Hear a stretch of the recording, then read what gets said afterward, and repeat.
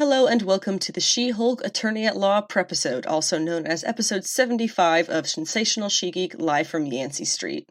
Where among the content on this week's double episode, since we did take last week off, I am going to be finishing off the episode with a preparatory discussion for the Disney Plus show She-Hulk Attorney-at-Law, which is starting this Thursday, the 18th, and again, that will be on Disney Plus. Obviously, I'm quite excited for that, and you can also find, by the end of this week, a special edition podcast episode that's going to be focusing entirely on Jennifer Walters' She-Hulk. It's probably going to be at least 2 hours because she is a very, very well-used character in the comics. So her history is quite expansive, and for this particular character of Jennifer Walters' She-Hulk, she has some very interesting details that are definitely worth exploring, and I have been doing so through my studying of her character the past couple of months preparing for that podcast special. So I am very excited to share that with you this week after the premiere episode of Attorney at Law on Thursday. So definitely keep an eye out for that. But we will be discussing prep for the show on this episode. Things that we're going to expect, things that we're still wondering, things that we are pretty sure that we're confident that we know, and just some general excitement about the fact that we're getting a She-Hulk show. All things considered, that's a fantastic place to land in the world today. So, of course, we will be starting with the regular news, in which I have included a Nichelle Nichols Tribute, as well as general discussion of the Warner Discovery mess that has been put out by them, and announcements and things, and try to cover everything that's been given any kind of update by that party. And then, of course, some leaks, some news, some rumors, just some general fun stuff in the news. For the comic book picks this week, we are actually covering 2 weeks of comic picks. These are from the week of the 3rd and the 10th of August. There is a lot here that I'm really excited to talk about. There's a lot of really good stuff, particularly a lot of really fantastic indie comics. So that's super exciting to be able to discuss that this week. And the comic book polls are going to be things coming out this week, the 17th of August. There's, again, a good number of number ones. We seem to be really killing it with the indie comics these days. I know I've said it before, but we are in a golden era of specifically indie comic book publishing, and I am adoring it. So there's tons of indie stuff that's coming out this week, as well as some good old classics like New Mutants and Captain Marvel. We will be going over the 2 episodes of Harley Quinn, the animated show, that I have missed so far. It's going to be episodes 3 and 4. They are going to be talked about pretty briefly, because again, my most exciting thing on this episode, in my opinion, is the She-Hulk prep. It's going to be streaming on Thursday starting this week, and we're going to be going through what we know, what we don't know, and what we're still wondering. Characters who may or may not be showing up based on rumors, based on theories, actors who don't have disclosed roles yet, why are they keeping those secret, things like that. I'm just very excited to go over all of that, and of course, the stuff that we actually do know will be happening and showing up in the show. So that's how we will wrap up this week's, a little bit of a plus episode. We'll call it 75 plus, since we skipped last week. Real quick here before we get started, please feel free to join the Yancey Street Discord. There is a fresh invite link at the bottom of each episode's description.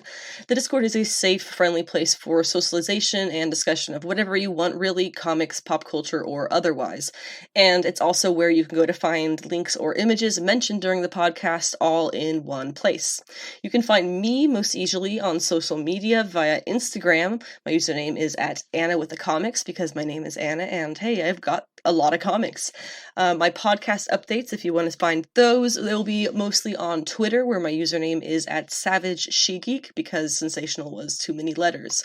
My website is sensationalshegeek.weebly.com, where I have been working on fixing up the site quite a bit so that it is still relevant in addition to the podcast, so make sure you go and check that out, including my beginner's guide to both comics and manga, covering hopefully any information that you might need to take your first steps into the world of comics or manga, including recommendations on comics, graphic novels, manga, series, etc. I also have my reading orders with commentary on appearances of various leading ladies, many of which I use to turn into the monthly Yancey Street specials, also linked all over my site, and they focus on a so far female character from the comics to study thoroughly and then expand upon in a podcast episode of their own.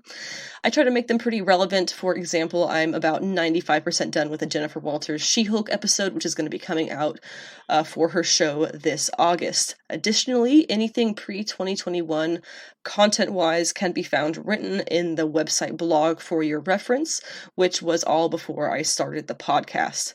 Plus my podcast notes, which are basically all the content of each episode in written format, are made available on my blog as well for reading the podcast instead of listening, and for those who are hearing impaired if they'd like to keep up with the podcast events as well. And you can finally find links to anywhere that you can listen to the podcast, which is most, if not all, podcast hosting apps, and also includes YouTube. On YouTube, I also post the podcast episodes in a single playlist format, if that is easier way for you to listen. And I also occasionally post action figure review videos. It has been a lot more imports in the latest videos, as I have pretty much given up on Hasbro's Marvel Legends line, but I do have a big backlog of Legends videos, including a tour of our entire collection. It's a very long video tour, and soon the HasLab Galactus, assuming that he is on his way, to go alongside last year's HasLab Sentinel video. I do have a podcast Patreon. You can find it under Sensational She-Geek. It's set up for donations to support the podcast, as well as a Ko-fi, which is like a buy a creator a coffee situation, and Cash App, Venmo, PayPal are all linked on my link tree for donation towards the podcast, which should appear linked among various other fun things at the bottom of each episode's description. I do also have a Redbubble shop called She-Geek Shop, but I have been having some issues with their site and whatnot, so I'm working on setting up my own storefront on my site, which hopefully will be coming by the new year and will be faster with more support from listeners. Our news segment is pretty packed this week. We are going to start off by discussing Nichelle Nichols and her legendary career. We're also going to cover a few things that I have watched recently and thought was pretty cool, and talk about those. It's Moonhaven, Day Shift, things like that. We have an announcement from Heavy Metal Comics, some Doctor Who news, leaks of Ironheart and Quantumania, and the rumors about some Netflix Marvel, well, let's just say formerly Netflix Marvel projects, before we wrap up the news with that DC Warner cluster, we'll just say. To speak on Nichelle Nichols and her impact on the sci-fi and film and TV community is it's imposing, to be honest, because I know that no matter how much I can do here, I will not fully be able to capture in my own words her effect on such communities and beyond, really. Nichols left this world on July 30th, 2022, leaving the Star Trek and sci-fi communities a bit speechless.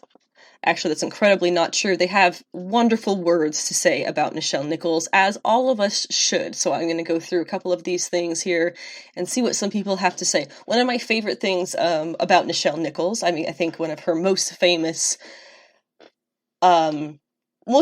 influences that she's had on any community was that she was a legendary new kind of character for Black women and Black people, really in general, in sci-fi. She was her own character. She had her own role. It wasn't focused on the fact that she was a Black woman. And to add to that, of course, we all know that she and Kirk, of course, shared the first interracial on-screen kiss, which is kind of insane to think about these day and age, but that was something that had never happened. I think people forget that interracial marriage was literally illegal in Alabama until the year 2001. These things are still very modern history, and that's why it's important to discuss people like Nichelle Nichols. To add to her legacy for the communities of color, there is a interview with Starlog magazine from 1990, and also I think it was elaborated on a few years later, where she speaks on how she wanted to leave the role of Uhura, wanted to leave Star Trek entirely after the first few seasons of the show. And it says here, again, this interview was from 1990. She says, Martin Luther King asked me not to leave. He said my role of Uhura was important because it was a major role played by a black that was not specifically designed for a black or a female. He said Uhura was not a small character, that I was 10 feet tall, and that I was opening many doors. I had no intention of leaving the show after he said that, but I've got to be honest with you, I still look back on that decision with mixed emotions. Of course, we have to understand that there could not possibly be only good things coming out of the show for Nichelle Nichols. She was a trailblazer, and with that there comes always an amount of hardship. And being a black female trailblazer in Hollywood, you can imagine that was quite a bit of BS that she had to put up with being the character of Uhura. Now, Nichelle Nichols goes on in an interview with Starlog magazine later, elaborating on that conversation with Martin Luther King. She says, King told me, you've opened a door that can never be closed again. You've changed the face of television. That is no small achievement, and I am very, very proud. She adds, I don't want anybody being colorblind when they look at me. I resent somebody saying, oh, I don't mind that she's black, I'm colorblind. Well, wake up, fella, and smell the roses. I like being who I am, and I'll be damned if I want you accepting me in spite of the fact that I'm a woman, that I'm black, and I'm whoever I am. Deal with me and appreciate and accept me for what I am. Not only is that something relatable to, I feel, the entire people of color community, but also women. That's something, again, you cannot be a trailblazer without having to fight some battles, and she certainly did blaze some trails. She continued to play Uhura through whatever hardships that she was facing as a black woman actress in Hollywood in this new and kind of untried role for her. Of course, with her passing, there are a lot of people coming out of the woodwork saying various things, all positive about her and her legacy. I have a number of articles that are going to be linked in the description of this episode. One is by George Takei, who, of course, lifelong friend and co-worker with Nichelle Nichols. Zoe Saldana is another one. She, of course, is Uhura from the modern Star Trek movies. There is a bit from NASA here, and also the official Star Trek website. I would like to read what the NASA administrator Bill Nelson remembers about Nichols in his little statement here. He says, Nichelle Nichols was a trailblazing actress, advocate, and dear friend to NASA. At a time when black women were seldom seen on screen, Nichelle's portrayal as Nyota Uhura on Star Trek held a mirror up to America that strengthened civil rights. Nichelle's advocacy transcended television and transformed NASA.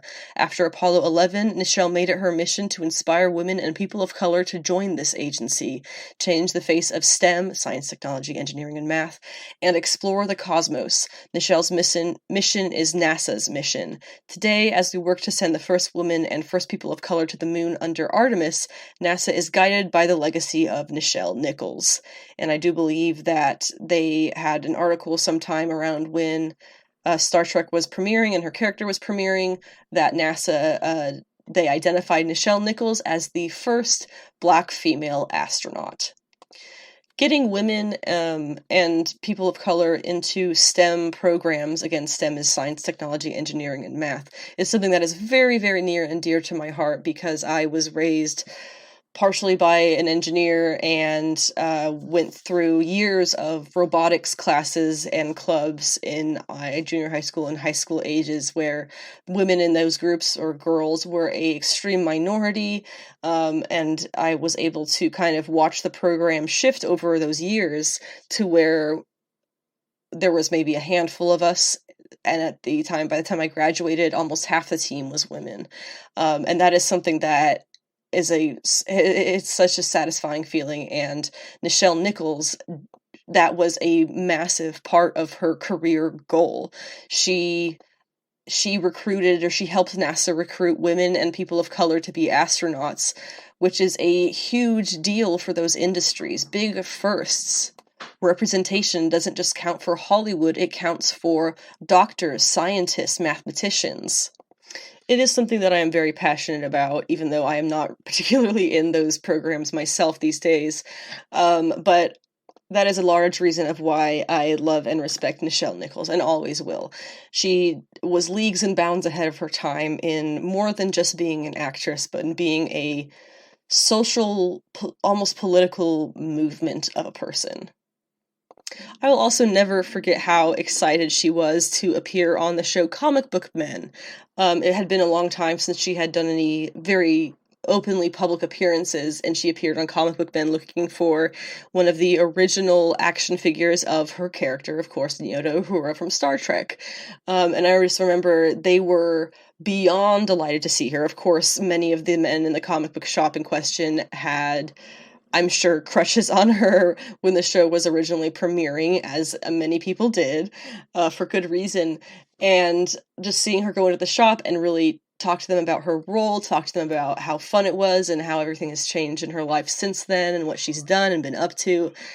She really thoroughly enjoyed, and this is just one observation that I made. There have been so many fans and co-workers of hers who have come out and confirmed that she really genuinely did enjoy interacting with people who loved her character of Uhura, who loved Star Trek. So I feel like it's safe to say that Star Trek and Uhura definitely held a very special place in her heart, and I will for sure miss seeing those clips of her enjoying that, but I hope that she will be remembered for the fantastic woman that she was. Moving into things that are a little bit less sad, this week the past 2 weeks, had the Moonhaven finale. Day Shift premiered on Netflix, and I Am Groot premiered on Disney+. So first off, Day Shift, absolutely hilarious. It is a vampire hunting movie, so if you do not like blood, guts, and gore, I will not recommend that to you whatsoever, because there is a lot of that. But the funny thing about this is it stars Jamie Foxx, Snoop Dogg, and James Franco.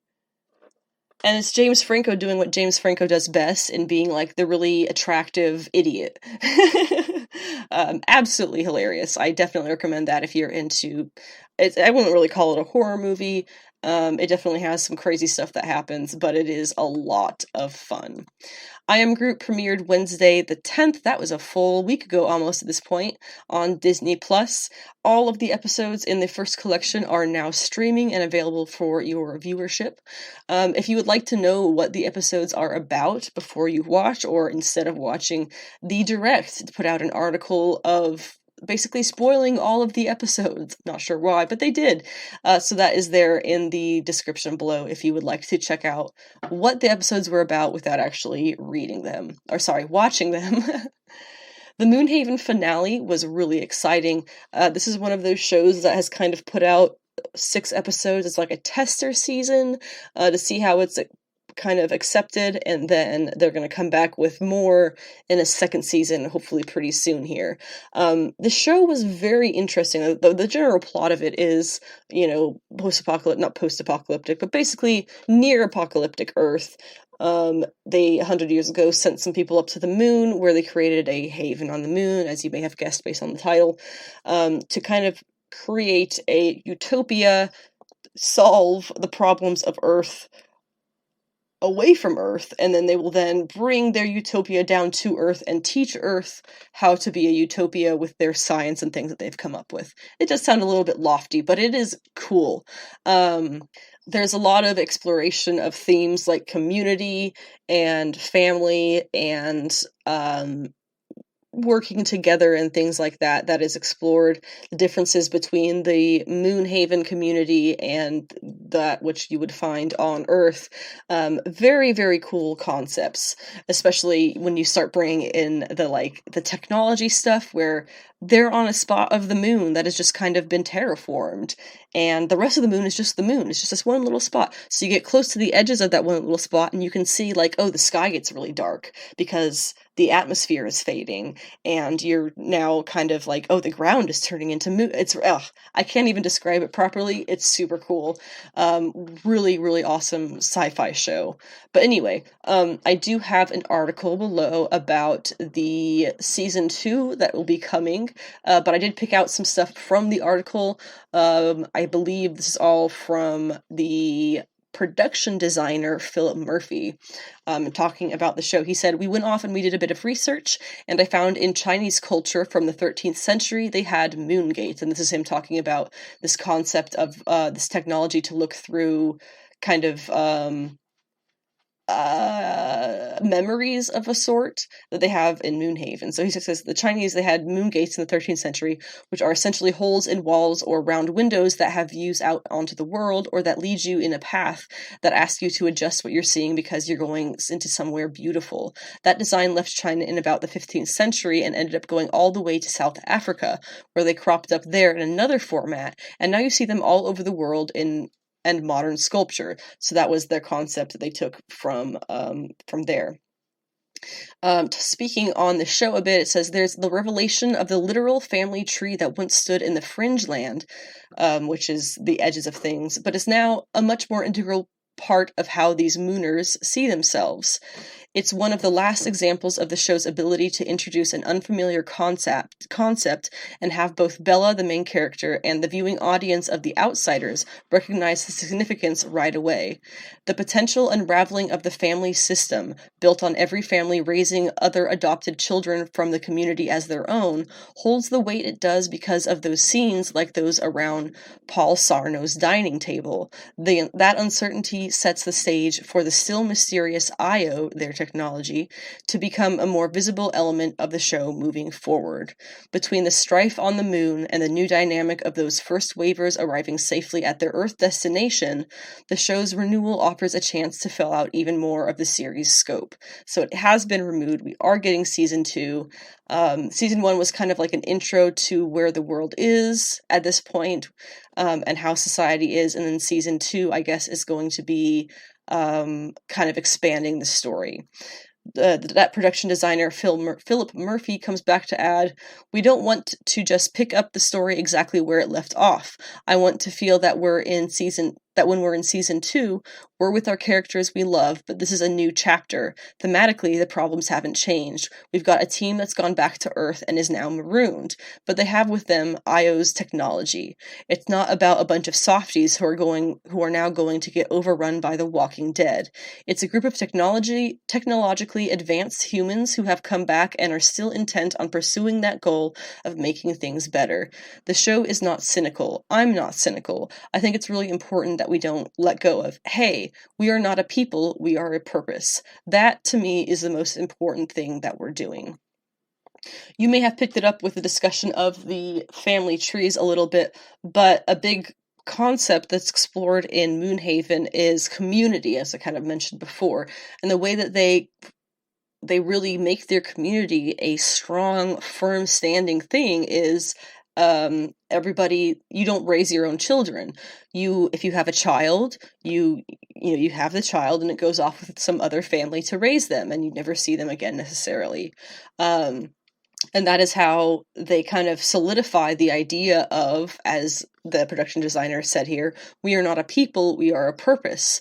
We are not a people who can be split into different groups and sects and rivalry clubs, basically. We are a purpose of the survival of the race, the continuation of the community, and the betterment of the future of humanity. And to do that, they abandoned the concept of hierarchy in a little bit, and also of traditional family structure. I just think it's a very interesting concept that they're messing around with, and I am thoroughly excited to see what happens in season 2. Heavy Metal Comics is a comic book publisher who has been around for a good while, and recently, specifically, I believe it was actually at Comic-Con, they had a little bit of a production slate announcement. They are a long-running science fiction, fantasy, and horror publication, and they have announced the Metalverse, which is their honestly ambitious slate of live action and animated shows and movies that are going to be coming out in the next few years. Heavy Metal's president and head of studio Tommy Coreal says, just as Heavy Metal magazine changed the way the world looked at comic books and how the 81 animated film Heavy Metal changed animation forever, Heavy Metal Studios is about to take the reins on live action content and push it far past its current stagnation and into new heights. Things will never be the same again. It looks like they are going to be doing projects on Stephanie Phillips' Tarna, George C. Romero's Cold Dead War, Matthew Medney's Darkwing, Blake Northcott's Arena Mode, Medney and Bruce Edwards' The Adventures of Adrian James, Dylan Sprouse and Joe Harris's Sun Eater, and Brendan Columbus's Savage Circus. The upcoming Heavy Metal animated television series is called Moon Lake, and it is created by award-winning actor and writer Dan Fogler, based on his anthology graphic novel series. I genuinely know nothing about that. What I do know about Heavy Metal is I know Tarna. Tarna is a cool character. Stephanie Phillips had the most recent series with her, which I recommend you checking out if you like crazy sci-fi stuff. This is all very much in the vein of 80s and 90s hard rock and things. So, like a lot of Dynamite comics, and like Coffin Comics, two other publishers who have similar reputations, the content is not necessarily always the best. It's the cool, badass stuff that you get out of Heavy Metal is why people go back to it. Like I said, they are a science fiction, fantasy, and horror publication, so they have some really interesting themes. Hopefully they just get them done well here, because yes, they do tend to be a little bit cheesy, but who knows, it could be really fun, so I'm looking forward to it. In the world of Doctor Who, the 14th Doctor, Ncuti, I'm sorry, I probably said that wrong, it's probably Ncuti Gatwa, he is going to start filming for his Doctor in November, and that is expected to not air until 2024 for some reason. There is a Hollywood Reporter article that I have linked in the description below, and then I also want to add a quote from that article saying, recent comments by Neil Patrick Harris, also appearing in the special, which has now been shot, have led to speculation that Gatwa will appear in 2023's Celebrations, a move that could see Tennant's incarnation of the Doctor regenerate into Gatwa's.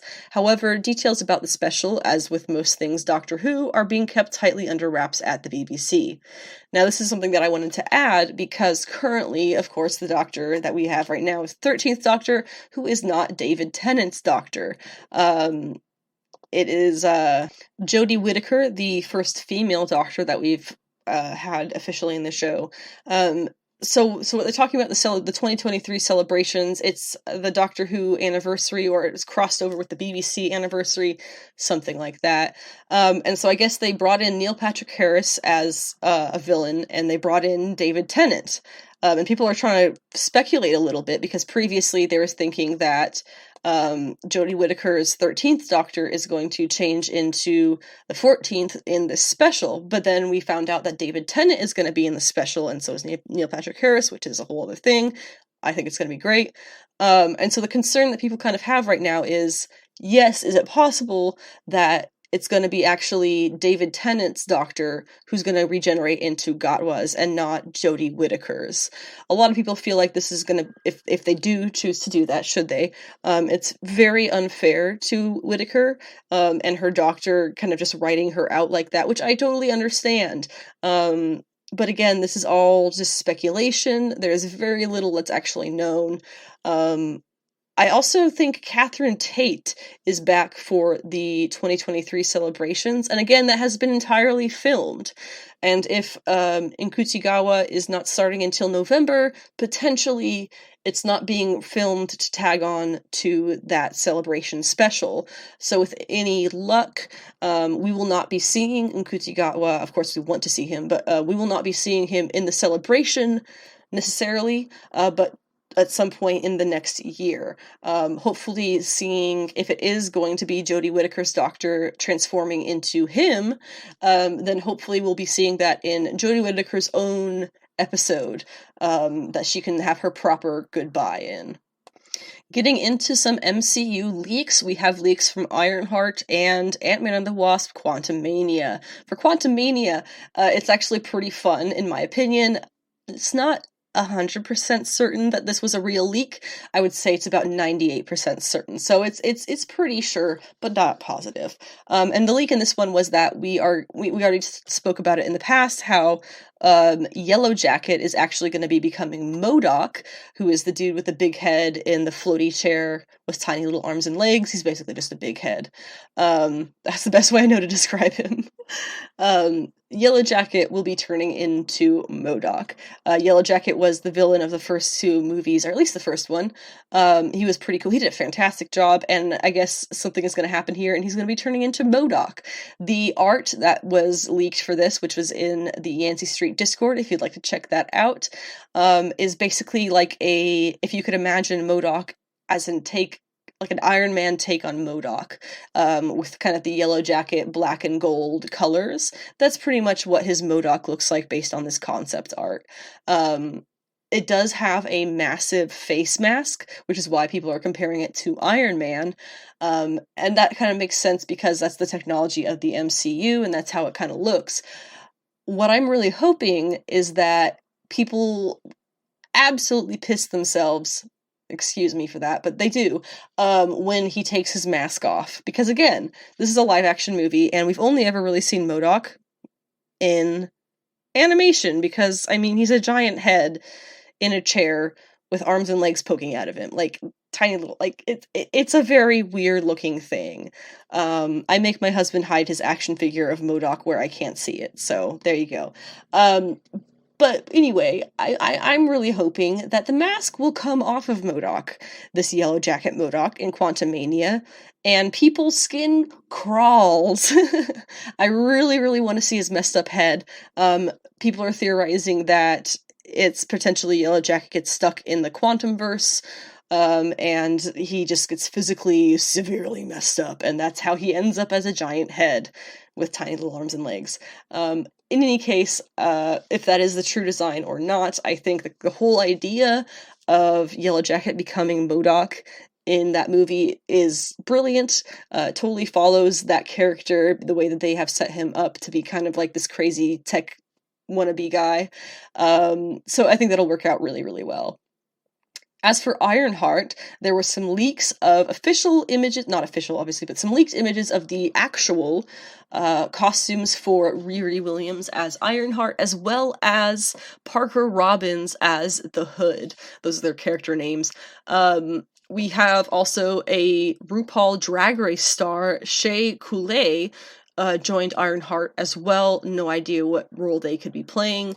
We'll have to wait and find out. But as for Riri's suit, it looks fantastic. I think it looks very much like a Mark I Iron Man suit kind of situation, which makes sense because, again, Stark technology is kind of the sort of tech that the MCU runs off of. So, and Riri's whole thing is that she makes her suit from discarded Stark tech. It does look a little bit like a Gundam also, which is pretty cool. I'm digging that. As for the Hood, he looks like the Hood. His character is Parker Robbins. He wears a red hood. And that's, yep, they got it. Nailed that one. Not sure, again, what the roles of any of these characters are necessarily going to be. We are going to see Riri for the first time in Wakanda Forever this winter, so definitely check her out in that if you are excited for her show coming, next year? The year after? I don't know. Whenever it shows up. I think it's next year. Now, as for the rumors portion of formerly Netflix Marvel, I believe it was Rosario Dawson was at a convention of some kind being interviewed and apparently let it slip that John Bernthal, who does play the Punisher, might be returning as the Punisher for the She-Hulk show. Obviously super exciting. He is one of the ground level superheroes. Well, I guess you could call him an anti-hero is probably better there. Ground level hero characters who very much runs with the group of the kind of the classic Defender, not classic, but like the more modern Defenders. A lot of the characters who we're seeing, She-Hulk, a lot of these types of characters are very much in his ballpark. So, and of course, we've already seen him on his own Netflix show in the past, and we know that Charlie Cox is 100% going to be in all 9 episodes of She-Hulk, so it really wouldn't be too much of a stretch to assume that we're going to see Punisher in that show as well, especially assuming that she is starting her attorney career as an attorney for super clients of any kind, so he would definitely fit that bill for that for sure. Now, finally, we do have to mention the Warner Discovery situation, and this kind of started with the cancellation of Batgirl. There have been statements from the actress as well as the directors. The directors, by the way, are the gentlemen who directed the final episodes of Ms. Marvel as well.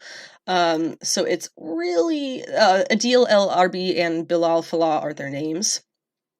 It's really hard to not write that off as a racial cancellation, especially when you see that the whole reason this stuff is all happening, all these cancellations and whatnot, HBO Max being reduced by 70%, CW was sold off almost entirely yesterday. Why is all this happening? Well, it's because the new guy in charge after this Warner Discovery merger I'm just going to go ahead and just be real with you guys, he is an old white man.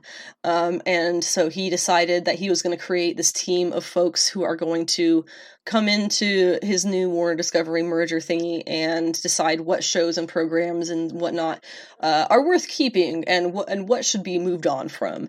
And so he brought in all of his best buddies who are also straight white men who are very old. And they basically decided that Batgirl wasn't worth it because they didn't think the character was relatable. Why would old straight white men find Batgirl relatable? I don't know. Not for you. She's not for you. But yeah, so that's why this is all happening. In short, I wish I was making that up, but that is 100% what is happening here. Is this old white guy at Warner Discovery fired 70% of the HBO Max team. Not even making that one up either. I've got articles below if you'd like to fact check me. He fired 70% of the HBO Max team. They're going to be going more into the direction of unscripted shows instead of scripted, and if you don't know what that means, they're going to reality TV. Unscripted shows are reality TV and competition shows and things like that, even though they are partially scripted, so you can't really call them unscripted. Many projects are in question. Let's see if I can kind of figure. Let's see. Starting off with the Batman, right? So we know we're supposed to be having a sequel to the Batman. While the director is still working on it, according to himself, it is unconfirmed if it is still going to have a future. So that one's very much in limbo. Things that are going to be canceled almost certainly are any HBO Max shows that were DC related, and that does include the Harley Quinn show, that does include Titans, and that does include Young Justice. They have not been officially canceled, but they are all on deck, expected to be canceled. The one thing that we know might actually have survived is the Green Lantern show. It's not, I don't think anything is really 100% confirmed about that one, but it has not been officially canceled. There were rumors that it was canceled, and then recently I think the creators came out and were like, no, we're still working on it. So hopefully, fingers crossed, we will be still getting that one. There was one that wasn't even particularly announced yet. Kevin Smith was going to be in charge of a Strange Adventures series that was going to be loosely based on the Tom King, Adam Strange Adventures series that came out just, I think, in the past year or so.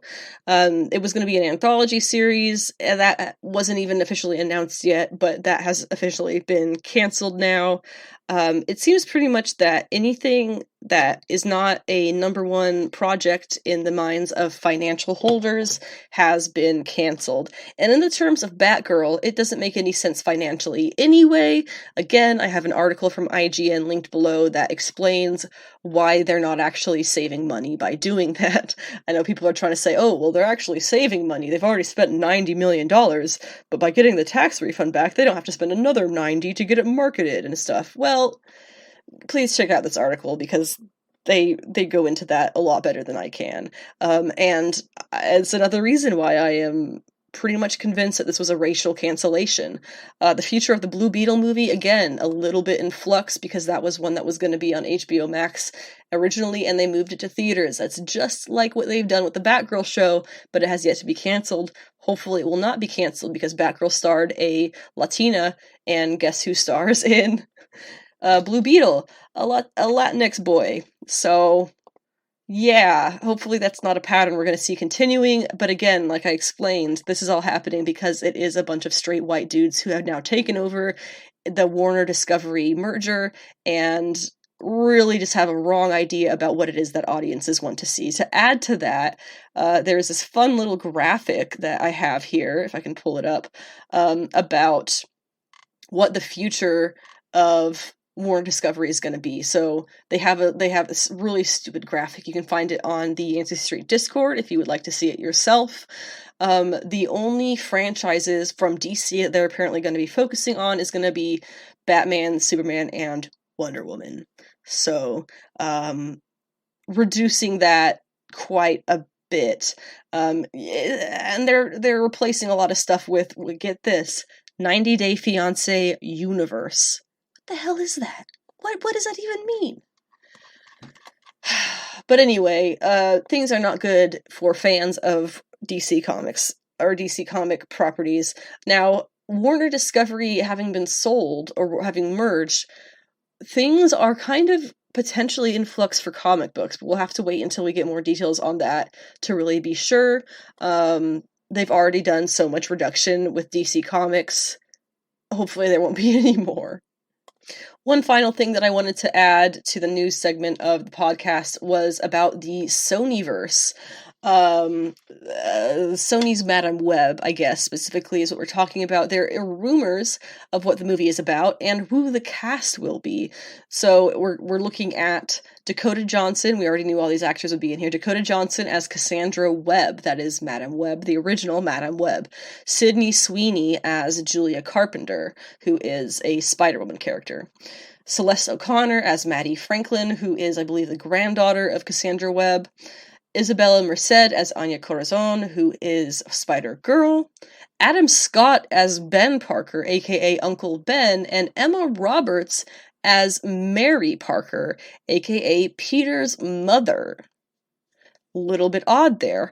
The rumors of what this is actually about are pretty much saying that it's going to be these Spider-Woman characters, Cassandra Webb, Julia Carpenter, Maddie Franklin, Anya Corazon, protecting Emma Roberts' Mary Parker to make sure that Peter Parker will be born. Not sure why Ben has anything to do with anything then, but whatever. People are also speculating that it could possibly be Morlun, who is one of the major Spider-Verse villains. Morlun is the leader of the Inheritors, who are this family of people who feed off spider totems. It's a whole thing. We'll get into it if that actually ends up being what this plot is about. But that's kind of the rumor right now, is that somebody is traveling through possibly time and space, possibly time, possibly space, trying to stop Peter Parker from being born, and these folks are trying to prevent that. So it's way too early to say if this is like legitimate or a good idea or anything like that, especially since these are strictly rumors still. One thing I can say for sure is there have been a lot of jokes about how Sony's just trying to make a movie with a bunch of hot people, which I get, because that's pretty much who they've cast so far. We'll see how it goes when we get there. Our next segment is the comic book picks. These are things that I read and enjoyed from the 3rd and the 10th of August. There's a lot here, but I think I'm going to go through the names real quick just so you can pop in and see if there's anything you want to hear me talk about or move on. So we've got Poison Ivy number 3, whatever the recent Batman issue was, I forgot to put the number down.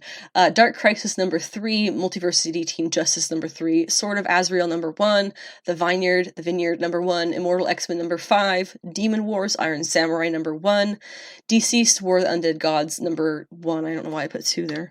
Astronaut Down number 3, There's Something Wrong with Patrick Todd number 2, New Mutants 27, Parker Girls number 1, The Deadliest Bouquet number 1, Dark Crisis World Without Justice League Green Lantern number 1, whew, that's a mouthful, Judgment Day number 2, and finally, Samurai Dog-E number 1. Lots of variety in this. I love variety in my comics. So, starting up at the top of that list, which the list is only in order of things that I read. It's in the order of what I read. It's not in the order of preference or anything like that. But starting off with Poison Ivy number 3, super duper enjoy this one. There's something going on. There's a lot of things going on. Ivy, at one point, she's saying in the last issue how she is disconnected from the green, yet in this issue, she plants a tree that she doesn't really expect much to happen, but it grows full-grown overnight, which definitely makes me think that she still has some kind of connection to the green. She just can't feel it or tell that it's still there, or she's been too traumatized. Something like that she just can't access it right now, feels like she's disconnected. I also saw a complaint that this is just sad Ivy, to which I guess I kind of have to say, that must be nice for you to complain about that. I get this Ivy. She makes sense to me. I don't know if that says anything about me, but this Ivy is someone who has been hurt, who has been pushed around, who has fought for herself, and who has now decided for herself what she is going to do. I don't know what's so hard to understand about that. I mean, I'm not sure, again, why she got split off from the green, but this Ivy checks out for me. Yes, she left Harley and she's sad, but that's a very complicated situation. Do you remember what was happening when she left Harley?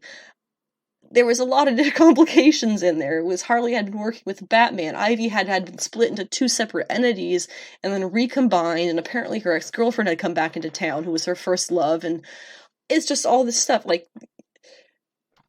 Of course it's not going to be simple. It's just not how life is. And then this is Ivy, and she is Ivy. I don't know. I get it, and I'm saddened that people don't get it. For the Batman issue, this is Chip Zdarsky's second issue of Batman in his current run. Jorge Jimenez, he's the one who does the art in this issue. Absolutely stupendous. He was made to do Batman art. In the end of this issue, Penguin's last surviving son and daughter show up after having killed off all of his other spawn so that they would get the money in the will, but then it turns out the money doesn't actually go to his children in the will, it goes to some fundraiser or something like that, so they're all pissed off, and they're probably going to be Batman and or Catwoman's problem now. Dark Crisis number 3 of, I think, 7 or 8. What we find in this one, Gar, he's going to be fine, he's going to live. Black Adam tries to do boot camp for his new Justice League. This doesn't go very well. He just wants to kill members of Deathstroke's team, basically, the ones who they can pick up and catch. No one else wants to do that, they're heroes. So Yara Flor ends up showing up, and she really tells him off, which is awesome, because she's like the little tiny girl compared to Black Adam. But she tells him off, and he leaves. And then the Justice Society arrives, so that's what we're going to see in the next issue, is cool Justice Society stuff.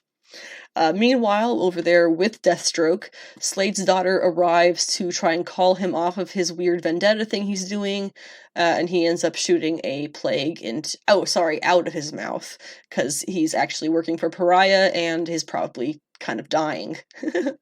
Meanwhile, with Pariah, the Green Lanterns are facing off with him. He is the guy who's done all of this. He's turned the members of the Justice League into little orbs, and so Hal goes up and touches one of them there, and he discovers that they're actually being turned into weapons, and he gets absorbed into the one that he touched, which is the Green Lantern one, and so when he arrives inside, it's this whole Green Lantern planet, and the Green Lanterns approach him and tell him that he is in Sector John Stewart. So all of these other planets are going to have little worlds inside of them, based on Justice Leaguers, so that's kind of fun. actually. Multiversity Teen Justice number 3 of 5. We have Raven, who is male in this one, if you recall, at the site of the disappearance of the cult shelter housing unit. He senses something is wrong, kind of wigs out, and the Teen Justice team has to arrive and snap him out of it. They go to the island of Mattel in the Bermuda Triangle, which is basically their form of the Savage Land at Marvel, it would seem, and also the location of their Superwoman's Fortress of Tranquility, which I think I prefer over Solitude. Raven's demonic mother turns out to be what the church worships, which kind of makes sense, and on the star Sapphire planet, we catch up with Aqua Girl, who has discovered that their version of Hal Jordan, basically a CEO of anti-love Green Lantern Patrol, and he's unconscious. She intends to use his ring to get back to Earth, and she ends up stepping into a pool of Green Lantern rings, hears some story, and then pops out the other side, which is where her team actually is. And we learn that the Green Lantern Sinestra, because they're all gender flipped, is actually the one who is behind all of this, apparently, so it's going to get connected in the next few issues. Sword of Azrael number 1, this does spin out of the Dark Knights of the Soul stories from Batman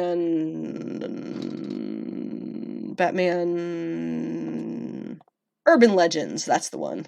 So what you need to know from Urban Legends, basically, is Azrael of the Order of Saint Dumas. We know that he meets a Knight Templar who has been killing those who are brought back by a synthesized version of the Lazarus Pit water, which brings people back to life. He tries to speak to her of how they are both zealots. It doesn't go so well. So, now, issue 1, Sword of Azrael. Azrael is at a monastery now, trying to use focus on the saints to overcome his Saint Dumas order programming. The girl that he ends up saving in this issue is a French woman named Brielle Arnier, who hears the voice of God in her head. God told her to come here and to find Jean-Paul Vallée.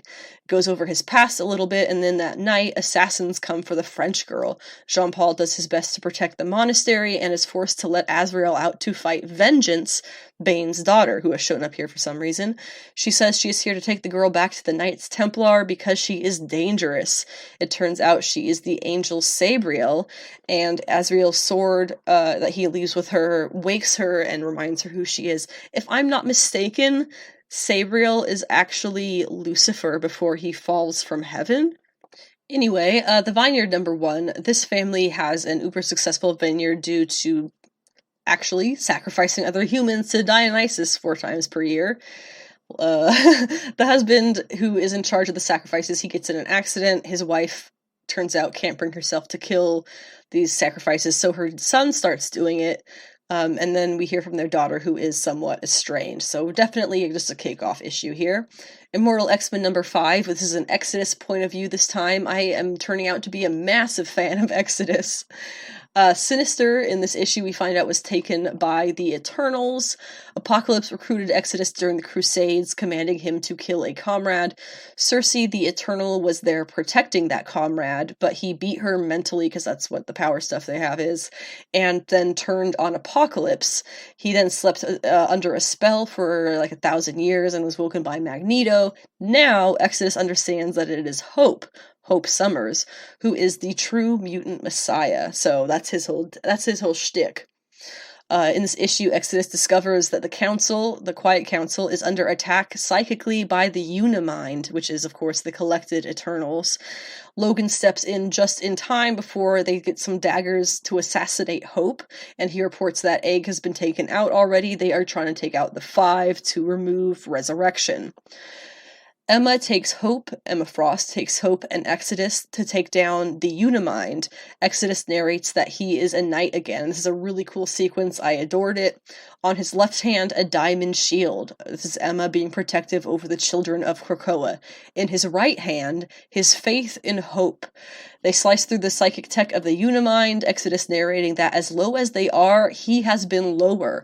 When Wanda took mutants down to only 200 strong, he went full nuts, letting self-destruction take him down. Then when Hope was born, he was given something to live for and to fight for again. When she returned, their world would be saved. Now she has returned, and she is their messiah, and his belief is his power. So the more that he believes in her, the stronger he is. She mimics his power, so that the more he believes in her, the stronger he is, the stronger she is, the more stronger she is, the more he believes, and it just bounces back and forth eternally until they are this, like, so superpower they take down the Unimind without really trying. And there's this really cool line here. He says, "I will never kneel as long as she stands." I believe in the Hope Summers supremacy. Thank you very much. Obviously, they win that battle. And then the Hive, who is like the 7 or 6 big old monolithic creatures that the Eternals have, they attack Krakoa. So Exodus, who calls himself now the Pope of the Church of Mutantdom, he's going to go and help take them down, which we do actually see in Judgment Day number 2. Which is actually pretty good. We'll get to that in a minute. Demon Wars, Iron Samurai number 1. This is Peach Momoko's first issue of her second, I guess you would say, series of her own retelling of Marvel stories. This is the story of Mariko Yoshida continuing. Mariko is depressed after the events of the last series, and the fact that the world kind of just continues as if nothing had ever happened or changed. Also, she has been seeing strange creatures in apparent visions. The creatures are full, vibrant color, and Mariko's world is more or less just pale grays and tans. We see a Japanese Doctor Strange opening a portal before her, which she enters and becomes Princess Mariko, to be greeted by a little Oami. They are at the Ikai, and she is faced by the Iron Samurai to prove who she is, a descendant of the Oni. He tests her and is stopped by Birdman, that's kind of Captain America sorta, who can see in her eyes who she truly is. She is a descendant of the great Oni Kigandoshi, that sounds right, who protected this place that they're in now. Even when beheaded, they put his body in a shrine and he still protects them. But Mariko, taking his jawbone, which she uses as like a helmet, and using it for her armor, ends up waking his body up and causing local earthquakes. Also, I think this Kigandoshi character is Carnage? I'm not sure. The fight here comes from Iron Samurai, who wants the head retrieved by Mariko so they regain their powers and can go out into the world. But the Eagle guy, who fears that returning the head will only bring trouble to them, he says they should keep things as they are once they kind of calm down the body again. And the issue ends with Mariko waking on a train, running home past the Doctor Strange character, who is just silently kind of grinning and sweeping his front porch like just a simple old man.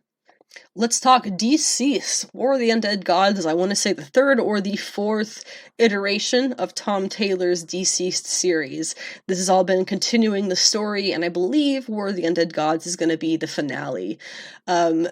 In this issue, they have a cure for the anti-life equation, right? That's why everybody's a zombie, because Darkseid's anti-life equation happened. The cure is here now, and it allows the new League to fix all of the undead heroes, which obviously makes it quite hard for those who ended up killing their allies as they were zombified, because now they can't bring them back with the cure, so it's kind of a double-edged sword in a way. Supergirl, we get a little bit of flashback to her story because we actually haven't seen her in DCeased, and here we are learning why. Supergirl was sent to live with the new gods in this story, as opposed to the traditional version where she goes to live with Earth. When she arrives to New Genesis, they're already all zombies. I'm pretty sure they just zombify her immediately. Meanwhile, Scott and Barda have decided, because they've been fixed, hell yeah, Scott and Barda decide to go home to New Genesis to see their son. He's probably already a zombie, no doubt going to run into all the zombie hordes. Hopefully they make it out. And Brainiac arrives at Earth. Everybody's a little bit concerned until they find that he is pretty much decimated. He has come to warn the heroes that the gods are coming to spread the anti-life disease from New Genesis. No doubt, no good shall come of this, and I am so excited. Something that's really awesome about Tom Taylor's DCeased series is he does not pull any punches. He's really good at putting in characters who are fan favorites and then slaughtering them. So yeah, watch out for that if you pick up DCeased. Astronaut Down number 3, lovely indie comic here. still super fantastic. So 60% of Florida city has been lost before the emergency barriers can finally contain the disease. In the other reality, the astronaut Douglas got his wife, who is in that reality, to understand what's going on. Even that him being there has killed her version of him. She even understands that. But he chooses not to transmit the cure because he hates his world, it turns out. The fact they denied science allowing the plague to destroy so much of their own population, including his wife, he doesn't want to save them. And this he tells this to the other universe wife, and she is completely enraged and starts attacking him, because saying that her true husband then died for nothing if you're just going to come here and live with this body instead of saving your world, which is what it was meant to be. And he ends up ejecting back into his own body, in his own reality, and when he opens his eyes, guess who's there but his dead wife. So clearly something got a little funky with your universe hopping, bud. There's something wrong with Patrick Todd number 2, real briefly. Patrick's dad is apparently the guy who's going around beheading everybody that Patrick does his magic tricks on. He is currently looking for Patrick. Patrick lost all the money he stole as well, so they're probably going to interact in the next issue. New Mutants 27 I finally caught up with. Young Ileana, stuck in limbo, accidentally creates the world of Alice in Wonderland, with the demons turning to the card soldiers and Belasco to the Red King, etc. The card demons take away the current Ileana's friends as captive, and she runs into her younger self. They summon Colossus, and as they fight Belasco, magic ends up getting fully powered up like Darkchild, and she breaks the spell that the little version of her created. The little version of her gives her the acorn of hope that she made from the Tree of Storm's spirit. And that's kind of where we land here. Also, Madeline is not the villain in this arc at all, regardless of the solicitations and the covers. Not at all a villain. Parker Girls number 1 is in black and white. This was another indie comic. I'm honestly not sure what the plot here is, really. In this issue, a woman cons a guy out of money that he stole, after she doubles it for him. But it was good. There's just some other mystery going on. It's kind of like spy noir, but not really. I don't know. I'll check it out some more, see where we go. The Deadliest Bouquet number 1. The sisters we meet here are Poppy, Rose, and Violet, and their mother has been killed. We learn that their father was abusive, so their mother had killed him when they were children and buried him in their backyard. And now they're dealing with their mother's dead body and coming back together apparently for the first time in many years. Dark Crisis, Worlds Without Justice League, Green Lantern. So apparently these one-shots will be covering the little mini-worlds that Pariah has made themed after each of the Justice League members that he stole. This one takes place in John's world. We also get a Hawk Girl story, I'm going to say Hawk Woman because that feels more appropriate, in this one as well, where Kendra Saunders dresses in full Hawk regalia and explores a tomb. She finds a jar and drinks from it in order to end her immortality spell, and then it ends with Pariah, like, laughing. I apparently missed the joke. I really don't get why he was laughing. Judgment Day number 2 is told alongside the stories of 6 human bystanders. The Avengers and the Eternals, who do not want war or to destroy the X-Men, are trying to build a new machine designed after Tony Stark and taking up the body of their Avengers Mountain Sentinel. Sentinel? No, not Sentinel. Celestial. He's basically trying to wake up the dreaming Celestial and kind of make it their own minion in a way. It's obviously not going to work. The Avengers, let's see. Okay, yeah, so we left off at the Hex attacking Krakoa in Immortal X-Men 5. Turns out the Hex are all sisters, and since the machine of the Eternals, it's the machine that is Earth, it's kind of complicated, it can resurrect the Eternals, but to resurrect the Eternals, in the Eternal, the machine that is Earth takes a human life in order to resurrect an Eternal one. Really interesting concept, and that is the Eternal secret. Nobody knows about that except for the Eternals. Meanwhile, half of their sect is over here mad at the X-Men for having resurrection that doesn't actually harm anybody. So when that news gets out, they are going to be in big trouble. But anyway, they're trying to build this new machine, right? So the Hex are fighting on Krakoa. They are a group of 7 weird, like, eternal sisters. One of them is a Minotaur. Her name is Sin, and she fights Exodus, and right as Exodus, like, explodes and takes her out with him, she, like, asks him, please don't, and then they all die. And so he's reborn without the memories of that battle. However, when Sin is brought back, she does remember the battle against Exodus, and you can bet your butt that she is not happy, because she asked for mercy and he exploded. So he gets brought back through resurrection. I swear every resurrection panel that's ever been drawn, they try to draw it as sexy as humanly possible, as mutantly possible. But anyway, so that's what's happening on Krakoa. And we get a random dude in New York who drops dead so that Sin, the Minotaur of the Eternals, may live again. And then at the end of the issue, they as in the Avengers and the Eternals who are teamed up, successfully awaken Arishem in their own design, but Arishem is a judge. Arishem would just like to dream. Sorry, I'm getting the Arishem the Judge and the Dreaming Celestial mixed up. This is Arishem the Judge. They somehow revive him, but he is pissed off and decides that he is going to judge humanity both individually and collectively, decide if they deserve to survive. So that's cool. I guess that's why it's called Judgment Day. Samurai Doggy #1 is the last one I'll talk about here. As a puppy, his mother was killed, his litter brothers stolen, and he was left for dead, but he was saved by a robot crow. Go figure. 20 years on now, we see Samurai Doggy in this, like, animalistic Blade Runner backdrop, which is pretty cool. He ends up in a fight at an amusement park. I have no idea what's going on, but it's pretty cool, and I like samurai animal tales, so hey. Let's move into comic book polls. These are comics coming out August 17th for this week's comic book releases. We're going to talk about the solicitations for any new series, but then for things that are ongoing or we've already heard a lot from, we'll just skip through the important details real quick. Starting with Heart Eyes #1. This is from Vault Comics by Dennis Hopeless Hallam, Victor Ibanez, and Addison Duke. Sanity-eating monsters ended humanity. The unlucky few who survived now hide in the cracks of a broken world. And yet somehow, beneath the graveyard that used to be San Antonio, Rico met Lupe, the girl of his dreams. But how did she get there, and why is she smiling? No one survives out in the street. No one smiles where the monsters lurk.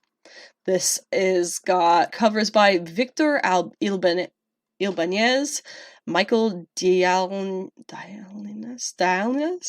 Albert Montes, Chris Burnham, and 3 covers from Jenny Frison. Batman One Bad Day, The Riddler is obviously a DC book. It's a one-shot by Tom King with art by Mitch Gerrits. Let's see, skipping the intro. The Riddler has killed a man in broad daylight for seemingly no reason, but there's always a reason. The Riddler is always playing a game. There are always rules. Batman will reach his wit's end trying to figure out the Riddler's true motivation in this epic psychological thriller. This is not to be missed. Lady Hell #1 comes from Dynamite Comics by Eric Burnham and Zengiz Tasbolatov. It says, she is the very personification of death, or at least she was. When we last saw Lady Hell, she was paying the price for messing with the half-demon Purgatory. Now deposed, Lady Hell must find a way to seize back her throne.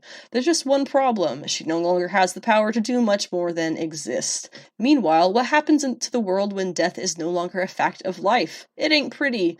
Plus, where Lady Hell goes, can Lady Demon be far to follow? This one has covers by Lucio Parrillo, Daniel Main, Mike Mall, Guibo Vigneault, a cosplay variant, Joyce Chin, Ivan Tao, and Jay Ferguson. True Cult #1 has V's where the U's would be.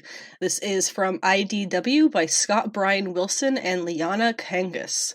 It says Marty Tarantella has been flipping burgers for 15 years. He has no kids, no hobbies, no love interests, and essentially no life. But what he does have is is a plan to change everything. Years of watching the daily rhythms of the neighboring stores has given Marty the idea for a perfect heist, but when he accidentally steals a supernatural weapon from a cult full of violent lunatics, the resulting satanic panic will be way above his minimum wage pay grade.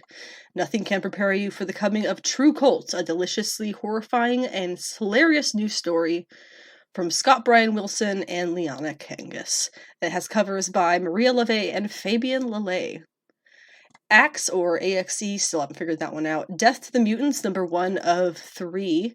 This is by Kieran Gillen and Guyu Villanova. I apologize for brutalizing your name. With covers by Assad Ribic and a variant cover by Lionel Francis Yu. The mutants are deviants. Eternals are coded to correct excess deviation. The mutants are eternal, Mars colonizers, ever spreading. Eternals know what they should do. Our heroes don't want to, but can they resist the murderous designs coded into their body as surely as any sentinel? And if they can't, can anyone survive the coming judgment? Unprepped number 1 from Antarctic Press is by Scott Beatty and Chuck Dixon with art by Marlon Shoup. You may think you're ready for the apocalypse, but even after lockdown plagues, town-raising natural disasters, and an ever-present threat of rogue nations going nuclear, the average Joe isn't prepared for a total global disaster. Witness mankind's transition from the digital age to the Stone Age in the blink of an eye, and the only light comes from an angry sun setting on 2 families struggling to survive. We have Daredevil number 2 by Ann Nocenti and Chip Zdarsky, because this is issue 650 legacy numbering.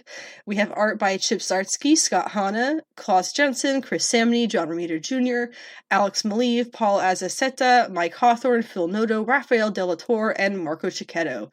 With that list, you wouldn't think there are any female artists in the industry. Jesus. Variants by Gary Frank, Cale New, Bill Sienkiewicz, and A. Pete Woods scroll variant. Not a single woman besides Ann Nocenti. Jesus, guys. Flavor Girls number 2 of 3 is one that I am thoroughly excited for, so I will read you to the solicit even though it's a number 2. Sarah is going out of this world as the newest member of the Flavor Girls. At an extra-planar location called The Temple, Sarah and her fellow Flavor Girls hone their unique powers with Master Himiko, as an encroaching threat looms ever closer. This is by Loic Locatelli Kornsky, I'm so sorry, from Boom Studios. Seven Sons number 3 is another fantastic one, so we'll read that. In issue 3, Ep's death at the hands of Allah's Watchmen sets Delph on a path to uncover the hidden origins of the Church of the Seven. God, I love this one. This is by Robert Wyndham and Kevin Mao with art and covers by Jay Lee. Immortal Red Sonja, number 5. Oh, I skipped one. Bloodstained Teeth, number 5, is from Image Comics. I'm not sure it's the final issue, but this is the Christian Ward project with Patrick Reynolds on art. Now, Immortal Red Sonja, number 5, by Dan Abnett. Luca Colandrea and Emilia Pina is from Dynamite Comics with covers by David Nakayama, Ju Gyun-yoon, Joseph Michael Linzer, and Lee with a cosplay cover as well. Strange number 5. I am still quite torn about it. You can check out the last episode that I posted to see why. It says, back from the dead. Dead heroes and villains alike have been reanimated as ghoulish versions of their past selves. Now it's up to Strange and the Harvestmen to make sure these dead supers stay dead. Are they talking, when they say Strange, they mean Clea? Why are they, just call her Clea. But what happens when the next reanimated hero is Clea's dead husband, Stephen Strange? It's not actually him. I thought we knew that. It's by Jed McKay with Marcelo Fiera, Roberto Poggi, and Javier Tartaglia. I'm so sorry. Harley Quinn number 20. We have Task Force XX Chapter 3. This is by Stephanie Phillips and George Duarte with Simone Buonfantino. Covers by Carla Cohen, Derek Chu, Ryan Sook, homage variant, Jay Anacleto, and John Boy Myers. Last 2 here are New Mutants number 28 and Captain Marvel number 40, both from Marvel. New Mutants 28 is by Vita Ayala and Rod Reese. Vita Ayala, with art by Rod Reese and Jan Duursema, or possibly Yan, I'm not sure, with covers by Lionel Franciliou and no variants, actually. It says, "The end of an era in more ways than one. The time has come for magic to conquer her demons. Will Ileana be able to contend with manifestations of her trauma and save her friends in the process? And if Madeline does gain the throne, can the Goblin Queen contain the fiery madness of Limbo? Or will her old inclinations towards chaos resurface, bringing Krakoa and the rest of the world to their knees?" Well, we already know that she's going to be in that stupid Spider-Man event later this year, so yes, it does seem that she's going to become the ruler of Limbo, but not sure beyond that. The next issue is going to pivot to Gabby, Karma, Dakin, and James Proudstar, written by guest writer Danny Lore. And then issue 30 after that is the New Mutants team 30th anniversary special. Captain Marvel number 30, Trials Part 3, The Hammer or the Nail. Captain Marvel's magical tribunal doubles down as Carol struggles to break free of her prison using only what she came with, namely herself. But if Earth's mightiest hero can't solve this puzzle, she'll be Captain Marvel no more, which was maybe the master plan all along. This is Legacy number 174. And we're also getting Binary in this one, hopefully. By Kelly Thompson and Alvaro Lopez, we have a Predator variant by Carrie Nord, and only one more issue in this arc. I don't know if you can hear the cat purring. He's in my lap now. Anyway, moving on to Harley Quinn Season 3, Episodes 4 and 5. Starting off with, and these are going to be a little bit briefer, so I apologize if you're hoping for more. Episode 4 was A Thief, a Mole, and an Orgy, which is pretty much exactly what we get. So Ivy gets Frank the Plant to make the hormones or whatever it is that she needs to terraform Gotham, but then he gets kidnapped. And the problem is Harley had already taken out the cameras because they're at Catwoman's house, and Ivy told her Catwoman was watching her on the cameras and telling her what she can and cannot do in her house, but in reality, it was Ivy, because Ivy was annoyed by Harley, and so she was making rules of her own for Harley and blaming them on them being at Catwoman's house, Catwoman's rules. So, looking for Frank, they end up at the Court of Owls, which is pretty hilarious, actually, who sacrifice in this fake goat, because I guess their vegan members were complaining about real goats, which is hilarious. So they still sacrifice the fake goat, and they finally see Catwoman is there, Bruce is there, obviously, and Gordon is there, really the opposite of killing it. He breaks his own mask, somehow gets Bruce Wayne to donate to his campaign. It's actually quite impressive. And then there's an orgy, which was honestly quite disturbing. And Harley, she ends up learning Ivy's past with Catwoman. They come to terms. Frank is still missing. Okay. Now, Season 3, Episode 5 was called It's a Swamp Thing. Basically, Ivy has been trying to access the green to find out where her little Frank buddy has been taken to, and then she has to admit to herself finally that Harley is not the problem distracting her, she just is having issues connecting with the green. So they go to find Swamp Thing because he's obviously, the king of the green, not literally, but so he can help her is the theory. It turns out, though, he is a total hippie. He's got like the man bun and everything. It's hilarious. Nora Frost got tied up to going with them, which is funny too, and she is just like this hot mess because she spent 25 years on ice, right? And now she's like making up for it. It's awesome. I love it. And Swamp Thing does kind of help when I think it's him who sees the little buddy, who sees Frank. He sees that he's at Bruce Wayne's house. He sees it somewhere, but we see that he's at Bruce Wayne's house. Because Batman knows that Ivy did something to Frank, but he's not sure what, so he is going to find out. And we'll get the next episode, episode 6, this Thursday, to be covered on next week's episode.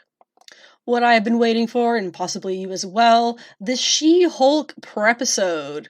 Prepping for She-Hulk Attorney at Law, which is starting this Thursday, the 18th on Disney+. The show's head writer is Jessica Gao, best known for her Emmy-winning Rick and Morty episode, Pickle Rick, and Kat Coiro, director of episodes of Modern Family and Brooklyn Nine-Nine, is in charge of several of the episodes as well. And this will be wrapping up Phase 4, alongside Wakanda Forever coming out in November. So we're going to go over things that we know, things that we don't know, and things that we are wondering about. So starting off with the known characters and whatnot who appear here. So Porcupine, whatever the therapy class that Jen is going to be in for superheroes or capes or villains or whatever, this is where she's going to see a lot of these characters, including Porcupine.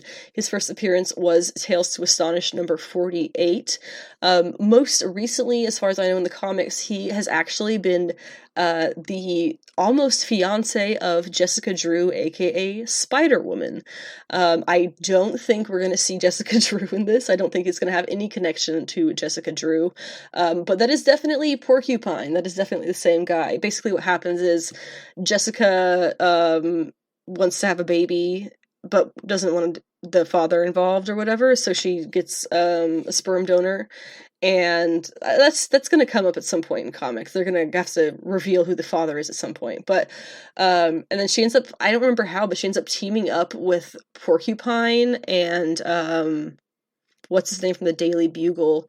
And, she has her baby, and then she ends up dating Porcupine after that. And then recently, in the most recent series, which was great and foreshortened, unfortunately, he broke up with her because he was going to propose, but she just no. I don't remember if she said no or if he just decided not to propose, because he could just tell that he wasn't really an important part of her life anymore, to be honest. He didn't fit anymore, so I didn't like them dating anyway. I digress. We also know that Man-Bull will be appearing in the same context. He first appeared in Daredevil Volume 1, number 78, so these are both some fairly older characters. They actually kind of all are. Not really anything interesting to say about Man-Bull. He's just a Man-Bull. We have El Aguila, who first appeared, I probably said that wrong as well, first appeared in Power Man and Iron Fist number 58. He will also be in that group, it would appear. Frogman, we are not sure what the context of his character is going to appear yet, but we know he's going to be in it. We've seen him in the trailer. He is a hero who is the son of Leapfrog, who is a villain. He's pretty ridiculous, but Frogman, there he is. We're also going to see the Wrecking Crew. In the trailer, they don't look too impressive. I have a theory that when She-Hulk first beats them, she will re-encounter them sometime down the line, having been scientifically advanced somehow, pumped up with weapons or muscles or something like that, you know. I don't think that we're just going to see them beat and that's it. Also, some people have noticed that the tools the Wrecking Crew uses in the trailer, apparently, they kind of have a similar glow to them as the bangles do in Ms. Marvel, so some people are kind of theorizing maybe that's all connected. Who knows? We'll have to wait and see. Obviously, Tatiana Maslany is Jennifer Walters, aka She-Hulk. She will be starring in it, so she will, of course, be in all 9 episodes. Mark Ruffalo is playing Bruce Banner once again. He will also be in all 9 episodes, as will Tim Roth's Emil Blonsky, aka Abomination. He was first seen in 2008's The Incredible Hulk movie, which is technically canon, and he returned last year after many rumors of him still kind of being in and out of the universe still, the MCU universe. Marvel Cinematic Universe. Anyway, he showed back up in Shang-Chi last year, very briefly alongside Wong, and is causing some people to question if this is going to end up connected to the Thunderbolts. For reasons that are quite sad, the actor passed away. We're not going to have, unless they recast him, which I don't think they will, General Thaddeus Ross playing Thunderbolt Ross, aka eventually Red Hulk, aka a leader of the Thunderbolts, kind of more or less. So maybe Abomination will be one. I actually don't know if Abomination has been a member of the Thunderbolts aside from that anyway. He's not exactly on my radar as far as comic characters go usually. But anyway, Tim Roth, I know I've mentioned it before, fantastic actor. Definitely check out Rosencrantz and Guildenstern Are Dead if you are a fan of him, as well as Gary Oldman. Which is also in that. Anyway, we have Benedict Wong returning as Wong. Again, we last saw him in Shang-Chi this last year. He is going to be in all 9 episodes, as is Titania, played by Jamila Jamil. I still believe that Titania is going to be a setup of some kind, PR stunt, something like that, at least in a portion of the show. It's 9 episodes for the two of them. It'll be, I don't know, maybe it could just be very brief appearances in some of the episodes. It doesn't mean that there are going to be main characters in all 9 episodes. We have Ginger Gonzaga as the mysterious Nikki Ramos. I say mysterious because we have yet to figure out who her comic counterpart is, and it would be kind of stupid, let's be honest, for them to create a best friend, an original character as Jen's best friend, instead of using somebody from the comics. That would be dumb. But we'll see. What doesn't make it any less dumb if that's what they do. We also have Renee Elise Goldsberry, who is playing Mallory Book. Now, what's interesting about this is she has been marketed as one of the kind of more important co-worker characters for Jen, but she's only credited for having 1 episode appearance. So clearly not. It's also odd that they're doing that, only 1 appearance of her, because she is in the current She-Hulk comics as well. She's She-Hulk's boss currently, so go figure. Charlie Cox's Matt Murdock, aka Daredevil, is also listed for all 9 episodes, but again, doesn't mean that he is one of the main characters in every 9 episodes. Every one of them. He just appears in all 9 of them. We are going to see him, of course, in the red and yellow suit. It does not look like a wrestling suit in the slightest, which is what the original red and yellow comic design was supposed to be homage to. So I'm very curious if they're going to bother kind of explaining the color change in that sense, or if they're going to give it some other explanation. I don't know, maybe they're going to say, oh yeah, red and gold was his dad's boxing colors, so that's why he chose this. Doesn't really look like a boxing outfit in the slightest, the way the comic book one did, because he had the underwear and stuff. But the colors could still work as a light homage to his father, maybe. Also, director Kat Coiro, she had a statement on Daredevil's role in the show. She said, to watch Matt Murdock and Jennifer Walters match wits is something I think people are going to love. Charlie and Tatiana have great chemistry. It's got the tone of a Howard Hawks movie. No idea who that is, if I'm being honest, but I'm excited to see humorous Matt Murdock / Daredevil, because we haven't necessarily gotten that in any large amount. So I'm excited to see that, because believe it or not, there are funny moments in Daredevil comics. Additionally, we know we have Steve Coulter as Holden Holloway. He is one of the names on the law firm that, one of the partners of the law firm that Jen works for. What's interesting about his character, as we're going to be seeing him in the MCU, is according to the trailer, it is Holden Holloway who wants to hire her specifically as She-Hulk to take on superhero clientele and be the face of their superhero side of their clientele. In the comics, he hires her under the understanding that she will not complicate things as She-Hulk and she will be Jen. So that's actually very interesting that they've done a complete 180 on his character there.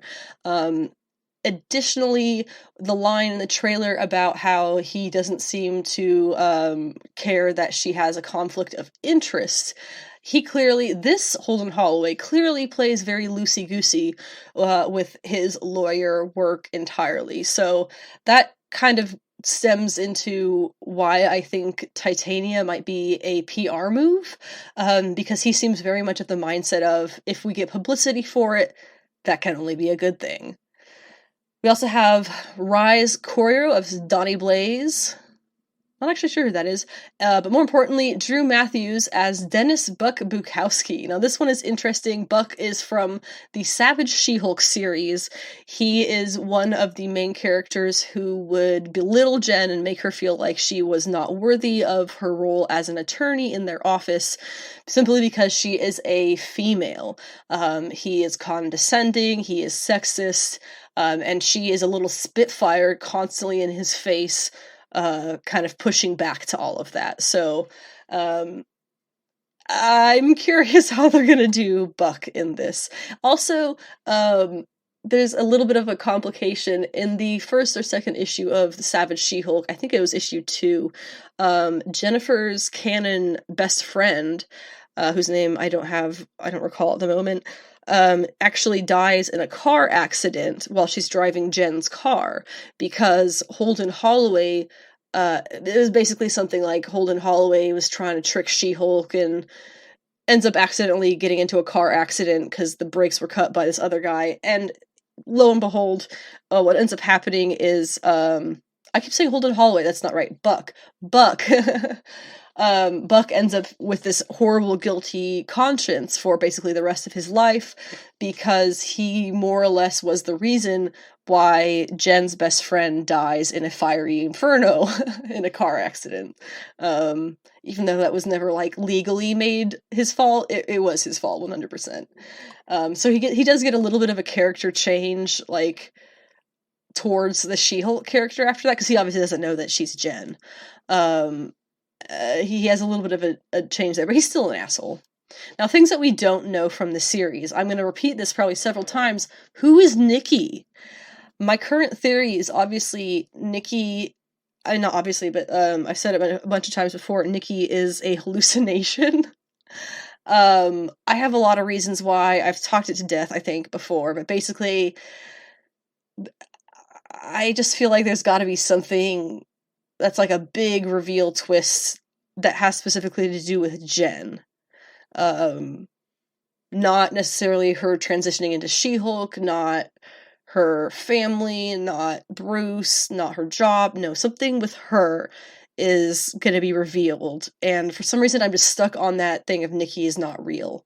It kind of ties into the fourth wall breaking thing, because, I mean, potentially she could be talking to Nikki instead of the audience. But anyway, that's just my theory. But the spaceship, we know in the most recent trailer there was a spaceship that was shown. That is a spaceship from Sakaar. We saw that in Ragnarok, when Thor and Bruce and everybody are on Sakaar. Those are the ships of Sakaar, basically, the planet. Now, that is relevant because in the comics, we encounter the planet of Sakaar when the Hulk is basically thrown out of Earth. He's, like, sedated and sent off into space randomly by the Illuminati, who keep that a secret, and it's this terrible thing. And they also had a bomb in the spaceship in case he tries to get back to Earth, they would just blow him up. Right, sure, guys. So he winds up on Sakaar. He does the whole gladiator thing. They took a lot of that for the World War Hulk. Sorry, that's World War Hulk. For the Ragnarok movie. But in the comic version, when he kind of ends up ruling Sakaar, I guess is what you would say. And he is ruling alongside one of his allies from the gladiator battle stuff, who she became an ally, and her name is Saira. It's Caiera. So if they put her in the show, they're definitely going to change her name. But it's this really sad thing. She ends up dying in this explosion, as well as most of the population of the planet, I'm pretty sure. And he obviously doesn't, because he's Hulk. But then, and I think she was pregnant as well, which was made it even worse. But then, further down the line in the comics, we meet Skaar, Skaar, who is from an alternate reality where that bomb did not go off and destroy Saira. And he comes to Earth and meets and blah blah blah blah. I'm not really sure if he's still canon or not in the comics. It's a little weird. I honestly am not sure, but he's the son of Hulk, and he was born on Sakaar. So a spaceship from Sakaar showing up, people are kind of making jokes that Sarah is looking for potentially decades of missing child support. Now, we also don't know how Bruce Banner's arm gets fixed. Remember the last time we saw him, even up to the Shang-Chi end credit scene, there, where we see him, and he looks kind of weird and gray and tired, but he still has his arm in a sling. Just like the last time we saw him as Hulk, his arm wasn't healing any faster or anything as Hulk, as far as we know. One thing I want to know about this, okay, before I get into that, so in the trailer, we see that he's healed at some point. On the island in Mexico, the big clap, all that stuff, he's healed. Perfectly normal arms. What I want to know is if that's actually real, We obviously want to know when or how his arm ends up getting fixed, but it's also potential that the magic of trailer editing, who knows if that's actually legitimate, that his arm is fixed. Obviously, that scene with the big clap wouldn't be able to be a thing if it's not, and I think people would really love to see that in the show, not just the trailer. One theory I've seen is that he does heal faster in Hulk form, but that honestly seems like kind of a weak excuse or explanation, especially after we saw him in Shang-Chi with the wound still. But on that note, will we see another version of Bruce Banner's Hulk, such as Joe Fixit? It was made canon in just the last couple of years that it was actually Joe Fixit who did the blood transfusion from Bruce Banner to Jennifer when she had been shot by Trask's agents in Savage She-Hulk #1. That was not Bruce Banner who was doing the process. That was Joe Fixit. Bruce Banner couldn't mentally handle it, so the person who could inside his brain came out, and that would be Joe. I would be super stoked to see something similar happen in the comics, to be honest. I'm sorry, it happened in the show, to be honest. But going off of that again a little bit, we don't know when this show takes place. Theories pretty much have been guessing everything from before, during, and after the blip. Personally, I think right after Shang-Chi makes the most sense to me. It doesn't really... the one thing that's kind of questionable there is Bruce looks pretty rough in the, gray area of his hair. And then when we're seeing him in the She-Hulk trailer, he doesn't. But if you're going by his arm would have had to heal well after we saw him in the Shang-Chi trailer. Does he start dyeing his hair? Does he just, feel a lot better about life, and so he's looking better? I don't know. That's the only thing that I'm a little bit confused about still. Because the only other alternative I can think of would be, it had to have happened before he hurt his arm. Well, that would have been, that would have been in, the 5 years, right? That this could be taken during the blip. Where's my cat again? I don't know. It could pretty much be anything, any time. But if it is before, if it's during the blip, then why haven't we seen her since then? Is it because she gets sent off into space or something? I don't know. There's so much that it could be, honestly. Now, there are 4 actors who are in this show who we do not know their characters. The characters have been undisclosed as of yet. 2 of them are only in 1 episode. That is John Bass and Nicholas Carrillo. I definitely brutalized that name. I have a theory about John Bass. It's possible he could be Zapper. Zapper is the kind of boy next door. He was a white dude with a brown afro. Really odd character. And he had a mustache, I think, too. But she always called him the kid next door, and then he had this crush on her and was always trying to date her and cozy up to her and watch movies at her house and stuff, and she was like, "Oh, Zapper, you're such a good friend." He ends up being a hematologist down the line, but anyway, John Bass would perfectly fit that role, in my opinion. Then you also have Josh Segarra, who is going to be in all 9 episodes. His role has yet to be announced. And Griffin Matthews, who's going to be in 8 episodes. His role has also yet to be announced. Based on the cast that we know, there are, as some people have noted, not really any love interests for Jen. I don't think she ever really dated Matt Murdock. I don't think she ever dated Matt Murdock, actually. Holden Holloway obviously was her boss. I don't know who. Buck, obviously not. Enemy. Abomination, obviously not. Bruce Banner, obviously not. Porcupine, Manbull, Frogman, nope. Wrecking Crew, nope. No. So yeah, that leaves us with, if she's going to have a romantic interest, he's going to be one of these 2 dudes, Josh Segarra or Griffin Matthews. And so then you have to think, romantic interest from the comics, who could that be?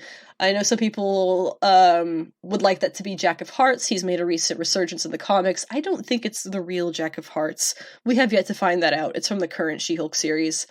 You could do Jonah, or is it John? Yeah, John Jameson's son, J. Jonah Jameson's son, who is an astronaut, as well as, actually, Griffin Segarra would do that really well.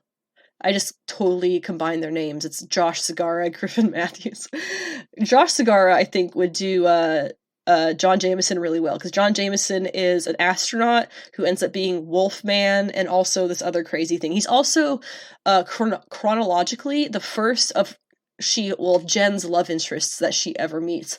She meets him actually in the same issue that she meets Patsy Walker's Hellcat. Fun fact.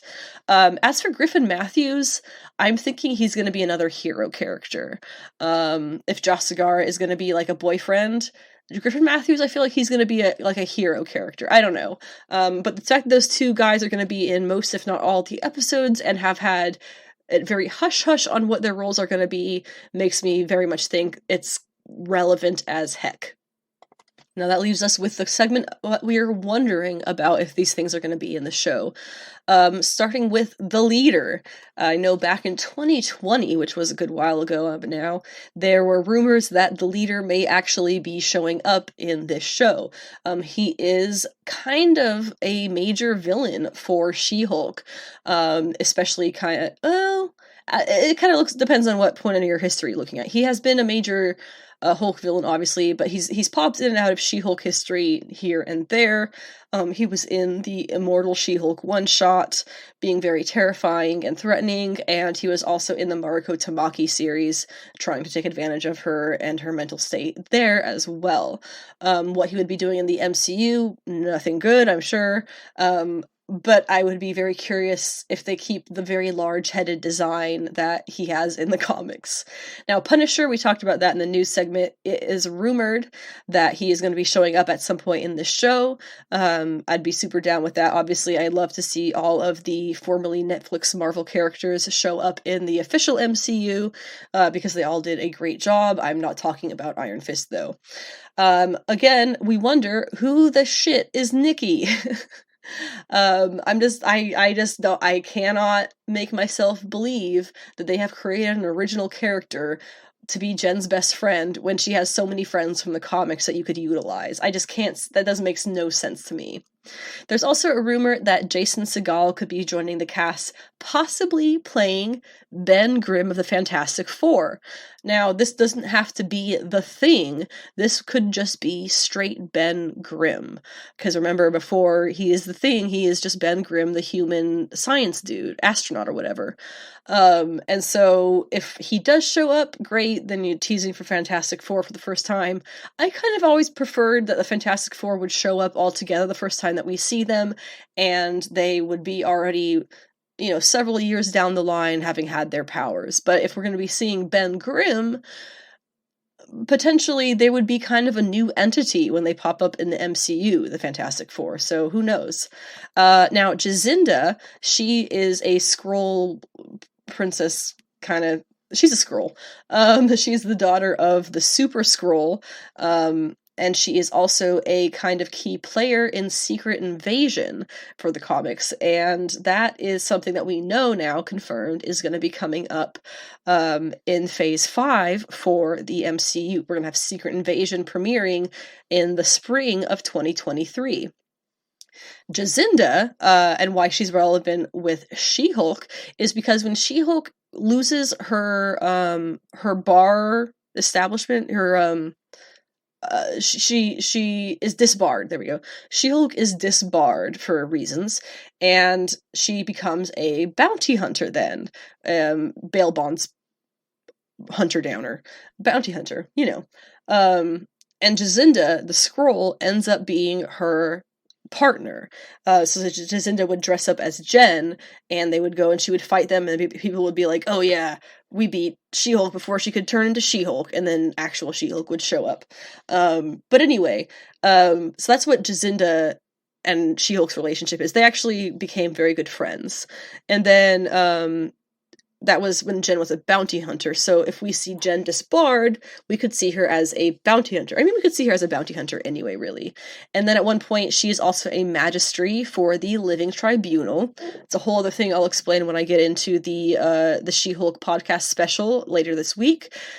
She is not magistrate for the Living Tribunal for very long, but the Living Tribunal has been teased in the MCU a number of times here, so I would not be surprised if they get pulled in due to that connection to Jen again in the comics.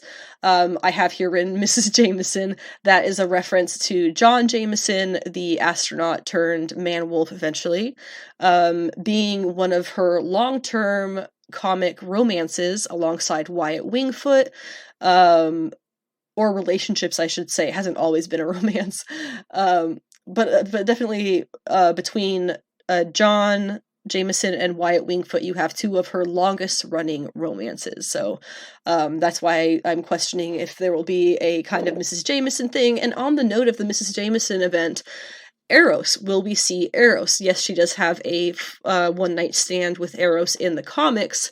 However, when she marries John Jameson, he is in love with her, and she is under a spell that Eros put on her to make her in love with John Jameson in return. When that is discovered, the spell is removed, and she annuls their marriage because obviously she does not love this man. Quite sad, because he actually is very much in love with her and believed her to be the same with him, so that's pretty sad.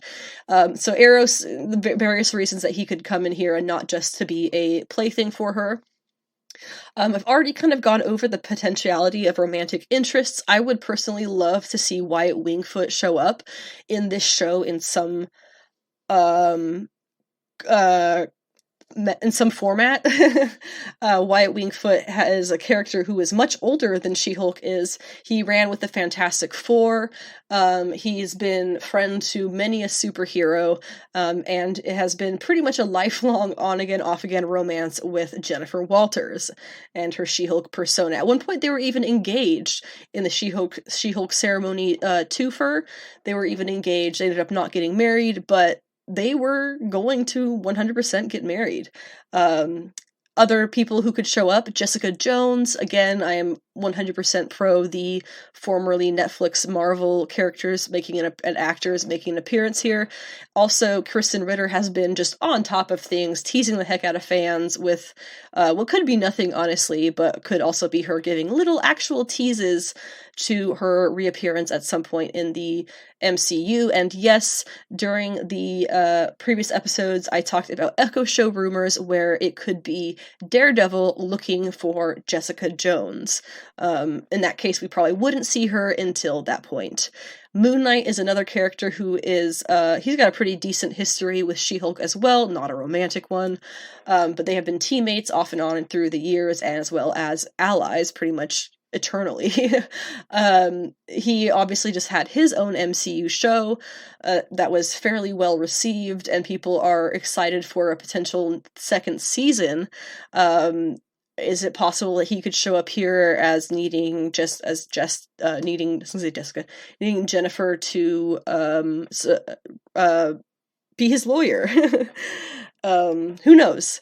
And finally, there is a rumor that has not really anything substantial behind it that Happy Hogan might actually be showing up to be a client of Jen's as well. He, at this point in the MCU, theoretically has had all of his knowledge of Peter Parker's Spider-Man wiped from him, so he doesn't have any of that, but he still does have the connection to Iron Man. So I wouldn't mind seeing him for sure, even though it would be a little bit bittersweet because he's not exactly the same Happy as he would be with those memories. And just on the note of Wyatt Wingfoot for a moment, Wyatt Wingfoot is an Indigenous American character. He actually becomes the chief of his clan at one point. So I very much hope that none of these four characters or actors who do not have roles announced yet are Wyatt, because none of them are Native or Indigenous, and I think that would be a horrifying choice to make, honestly, with a character of his kind of cultural importance to his own society. That would be a major slap in the face to Native Americans for sure. But if you would like to hear more about the She-Hulk show, the character of She-Hulk, her comic history, I have a very extensive and detailed podcast special coming out at the end of this week. I might not make it out before the show comes, but it will be before episode 2, 100% certain about that, because I have about 98% of it finished right now, which is super exciting. I've been working on it for months. I have been doing so much comic reading and so much research. It's pretty crazy. But I'm excited to finally see the fruits of my efforts in a recordable podcast, and hopefully you will all enjoy it very much, because it is, like, I would say 9.999 times out of 10, it's going to cover everything that you could possibly want to know about Jennifer Walters, aka She-Hulk. So check that out later this week. Make sure you don't miss the She-Hulk premiere this Thursday. Otherwise, there are I Am Groot episodes. We're going to have Harley Quinn episodes again Thursday. And we'll talk about all of that and more on next week's episode 76. It's still pretty hot out here as we get into mid to late August. The summer sun bears down and dehydrates the flesh. Wow, that was weird and dramatic. Drink water is my point. Have a good week. Peace.